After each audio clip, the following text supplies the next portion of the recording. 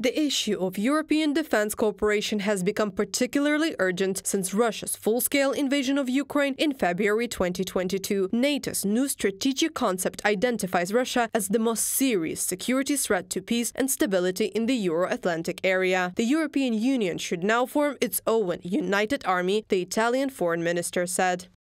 If we want to be peacemakers in the world, we need a European army. This is a fundamental prerequisite for us to have an effective European foreign policy. In a world with powerful players like the United States, China, India, Russia, with crises from the Middle East to the Indo-Pacific, Italian, French or Slovenian citizens can only withstand something that exists, namely the European Union. Antonio Tajani, Italian Minister of Foreign Affairs and International Cooperation, in an interview with La Stampa.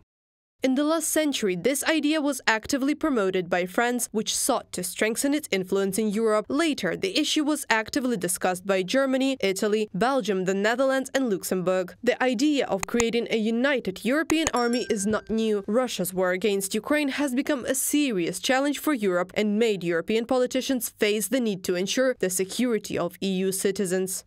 I think that this issue will be very actively discussed in Europe, but the implementation will depend on the results of the elections to the European Parliament, which will be held soon. Depending on which political parties come to power, perhaps the creation of an army will start to be considered at the level of the European Union. Igor Reiterovich, political scientist, in an interview to ICTV Facts.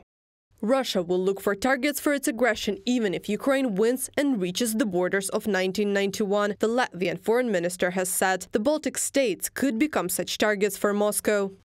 Russia will not stop. Russia can only be stopped. Stopping Russia in Ukraine does not mean that it is over. It simply means we will have to continue. That is what is important for NATO, that we will have to work on a long-term strategy of Russia containment. Krišjānis Kariņš, Minister for Foreign Affairs of Latvia, in an interview with the Financial Times.